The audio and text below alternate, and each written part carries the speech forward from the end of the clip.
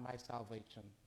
Let us pray, God of all, whose Son came among us as the light of the world, bestow on your church your gifts, that our eyes may be open to see your light, our lives transformed by its radiance, and our world healed by the warmth of your generosity and the love through Jesus Christ our Lord.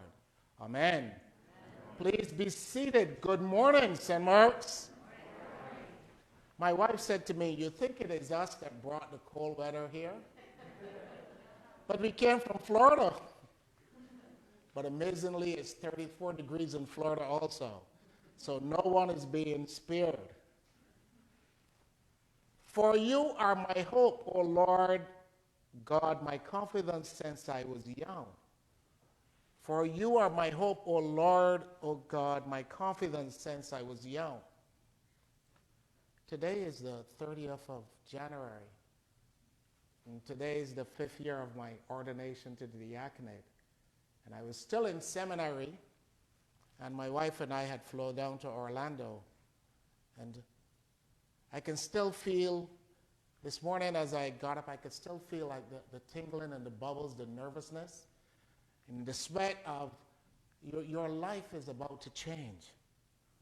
And we stayed at our brother, Father Chris's home, who was my pastoral priest and walker at that time.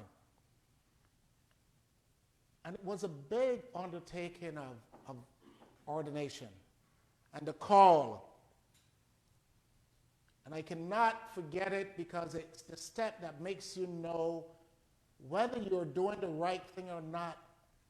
But the one constant that you all know is to trust in God and trust through his Son, Jesus Christ. And today, we are seeing in the chapter of the book of Jeremiah, the first verse, it says, the word of the Lord came to me saying, before I was formed in the youth, I knew you, and before you were born, I consecrated you. I appointed you a prophet to the nations. Jeremiah accepted the call. I don't know if he had much choice, but he accepted the call to be out the mission of the people of Israel. In our church, we are often placed in that situation of what I call our call. What is our call? Because as followers of Jesus Christ, his ministry was not about just Jesus alone. The first thing he did was he called the 12, and then he commissioned them during his ministry of what their role would have been. And you remember he said to Peter, you are Peter, and upon the rock you shall build my church. And sometimes we always say the church is a building, but the church is a community of people together. Today we will have the state of our church. And you will all be asked, what is your call as a part of this Jesus ministry? Yes, you are here every Sunday. Yes, you do your pledge. But what else can you see to be the face of Jesus? I had an interesting conversation last night at the chili cookout, where I met our wonderful neighbor. I call him my neighbor because he's the neighbors of Tracy and Mike, but he's my neighbor. And he said to me, Father Gary, I wake up every day and my challenge is, how do I be the face of Jesus in my community? How do I tell people of Jesus? How do I share this wonderful ministry of this man who came as a humble man to tell us how to live and to show us a new way of living? Last week he stood up in the temple and he preached. And then he said he was here for the poor. But he went back home to Nazareth today, and what a gift he got. What was the first thing they said? Isn't this the carpenter Joseph's son?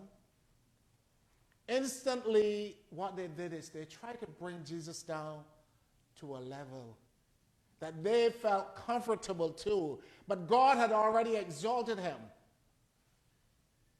Jesus recognized that he couldn't do anything in his hometown. And he was cast out. But as they would normally say in some other gospel, he dusted his feet off and he kept on going. And it's so easy for each and every one of us that when we try to be the face of Jesus in our community or in our church, that someone would say to you, why? Why are you following this Jesus? Or what about this Jesus is so important that you want to tell me about it? Our country is at a state right now where we wonder, where is God? And I say to you, he hasn't gone anywhere. He's still on the throne and he's still looking out for us, each and every one of us. Today I will ask of you, where is your call? What do you see yourself as a call for you in this church at St. Mark's? And how do we all, as we leave here every Sunday, be the face of Jesus in our communities? There's a famous book by a writer called Francis Dewar called Called or Collared. Called or Collared. And he said he was ordained to the vocation of the priesthood.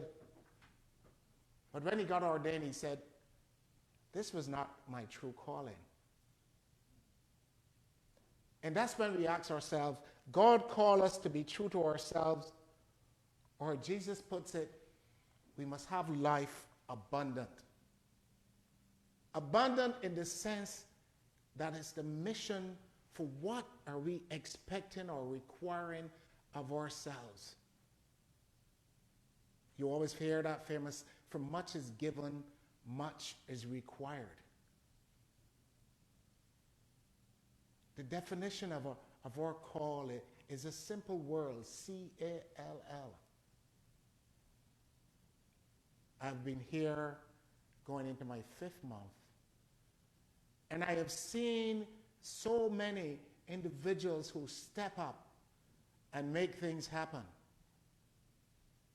I see so many people who see the love of Jesus and ask, what can I do to be a better Christian? What can I do to be the face of Jesus in the community?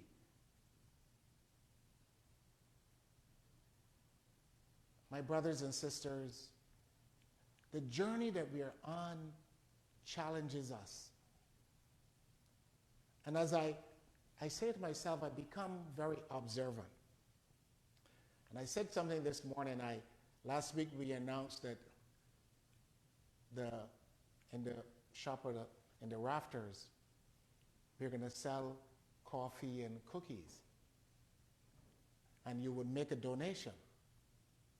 And I said to myself, geez, how many people are going to drive up during the day, or how many people are going to pass through and participate in this ministry? But it's me to give the thought, but it's Jesus to do the work. And it's those who have came up with the idea and placed it in the hands of God for that ministry to exist. Last night I saw someone opening up the bottle, and the amount of money they were counting out of the bottle, I didn't realize it could hold that much. But I say that to you not to say about the money that it made, but about the ministry. The individuals who came up with the idea of, well, let us do this. And then the church as a community says, well, if they are going to do this, let us all come together and share in this ministry.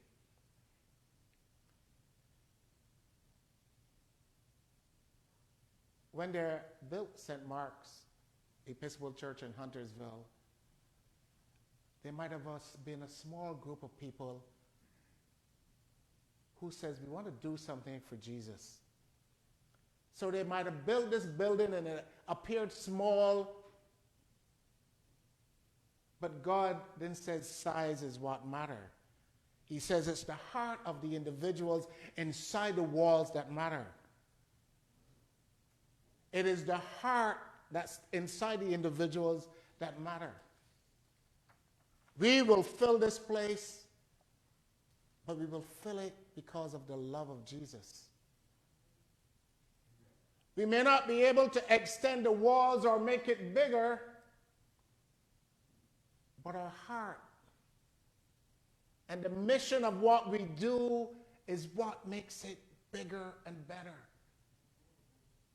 The building might be small, but the land surrounding it is immense. It is big. He didn't say that we must just serve him in a building. He says we have to extend ourselves to that call.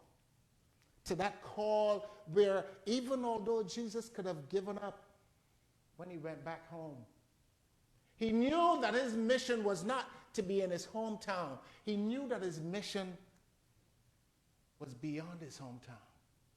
He knew that his mission was for a Gentile people who felt that they were outcasts, but he knew that all were one with Christ.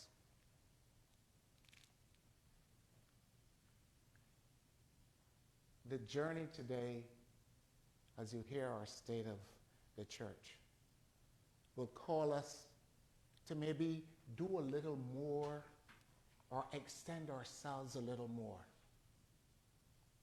We had 2 years where we were stuck in our homes because of COVID. We should be ready to push the doors down and do whatever possible. Because if you don't have claustrophobia, I do. So how do we get rid of that? We open the doors, proclaim the love of Jesus, and then be his eyes, his ears, and his feet in the world. My brothers and sisters, for much is given, much is required. You have done yeoman's work here at St. Mark's. But we can't stop. Because Jesus did not stop at the cross. He said, Father, I commend my spirit. And he said to John, you take care of my mother. And he said to Peter, although you would deny me 3 times, you are my rock. Those simple messages are simple statements, but profound that we can still proclaim them each and every day. Ask ourselves, what is our call, or are we collared? We ask ourselves, what is our call, or are we collared? Today, make that next step to truly look within yourself, understand the love of Christ, and to see where your call is. Amen. Please stand.